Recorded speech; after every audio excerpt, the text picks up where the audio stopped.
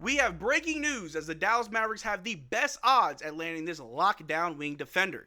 But all season long, the Dallas Mavericks were seemingly more or less tied to almost every trade rumor that was floating around. Earlier in the season, we had some of the best odds of getting Jimmy Butler until he got traded to Golden State. But another player that we were tied to all season long and that we know that we were aggressively pursuing is Herb Jones from the New Orleans Pelicans, a lockdown wing defender, a very good point of attack defender that a lot of fans would trade almost any starter for, not named Kyrie or Anthony Davis. But with two big pieces of information that we got earlier today show that one, the Pelicans are open to trade anybody on the team, and that the Dallas Mavericks have the best odds at getting Herb Jones. So in this video, we're going to take a second look at Herb Jones, see how well he played this season before the injury, whether or not the Mavericks should go after him, and what would that trade actually look like. But how's it going, everybody? My name is Marcel Martin. This is Mavs Digest, bringing you the latest news on everything Mavericks related. And before we get started with today's video, we're currently sitting at 20,942 subscribers, getting so close to that 22,000 subscriber goal. But if you want to be up to date on everything Mavericks related all season long until we finally get back to the regular season, make sure you subscribe, and I'd appreciate it greatly. But the Dallas Mavericks do have a short list of needs this season, or at least over the summer, that we've already talked about heavily on this channel in regarding the point guard position. We've talked about Drew Holiday, Lonzo Ball, as well as Chris Paul, the three guards that have been tied to the Dallas Mavericks that we could potentially get. There are other problems that the Dallas Mavericks have to navigate this summer, like extensions for Daniel Gafford and PJ Washington. And with Cooper Flag being a small forward, PJ Washington maybe having to come off the bench, you may be able to alleviate that problem with PJ with the trade with the New Orleans Pelicans for Herb Jones. And it was announced earlier today that the Dallas Mavericks are the favorites to land Herb Jones per Bovada official. And I don't know how the odds makers come up with these odds. I don't gamble, so I have no idea. But they say the Mavericks have the best odds, followed by the Los Angeles Lakers and then the San Antonio Spurs. And I tweeted out, here we go again, because it wasn't that long ago, about 5 months, where the news first broke out that the Dallas Mavericks were in hot pursuit of Herb Jones.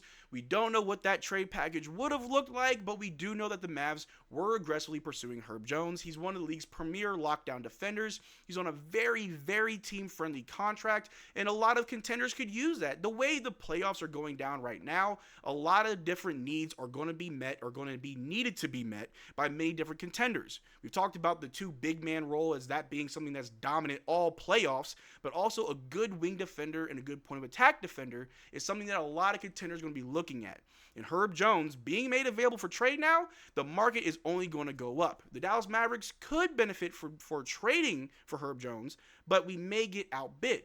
But another report came out that there are no untouchables in New Orleans as the Pelicans gauge the market for everyone on the roster.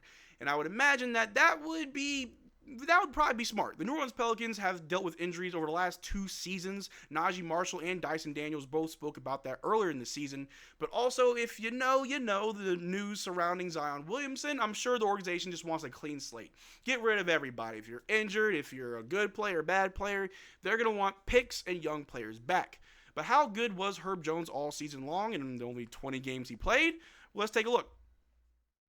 Before his injury in the 20 games he did play, Herb Jones averaged 10.3 points, 3.9 rebounds, 3.3 assists, 0.5 blocks, 1.9 steals, 1.8 turnovers, and 3.3 fouls per game, while shooting 43% from the field and 30% from 3. Now, shooting-wise, it is a down year for Herb Jones, but at least on face value, this is still pretty decent.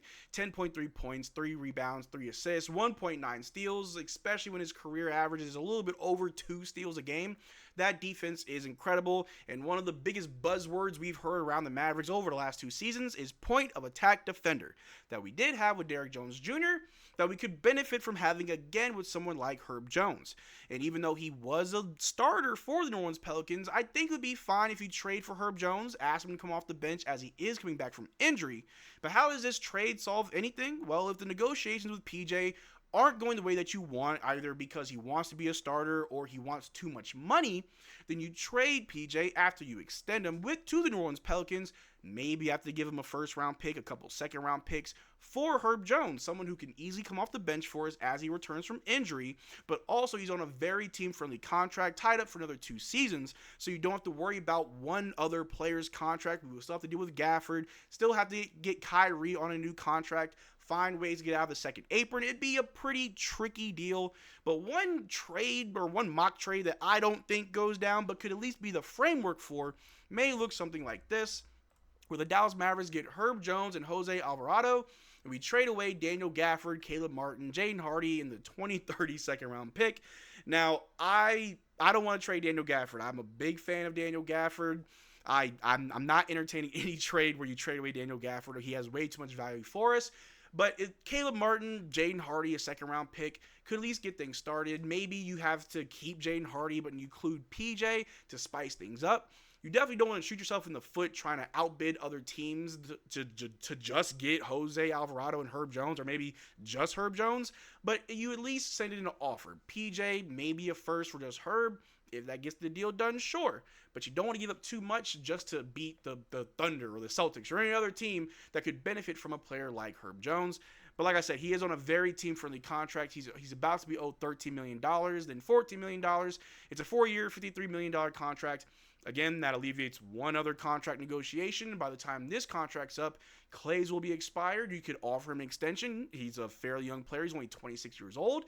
I think there's a lot of benefit. And then he could also play alongside Najee Marshall, which both of them on the court at the same time is just amazing defense. I mean, defense wins championships. That's what we're riding this whole season on. So why not get more defenders? On the offensive side, yes, I do hope his shooting does improve. But at least from a defensive standpoint, of course, Herb Jones is one of the better lockdown defenders that will be available this summer that the Mavericks could obviously go after. But like I said before, we're not going to be the only ones. But another thing that we definitely want to take a look at right here is the news surrounding his injury. The team announced on January 10th that Jones would be out indefinitely due to a posterior labrum tear in his right shoulder.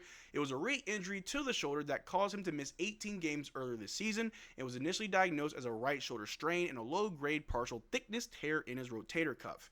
So yes, I know there's a lot of people out there that are going to see this video and be like, why are we constantly trying to get injured players? Why are we constantly trying to just get players that are a net negative and a not net positive? But I'd argue that even though he is injured, Herb Jones coming back, which the rumors say that he should be back by training camp, which is good news. This injury was earlier this year.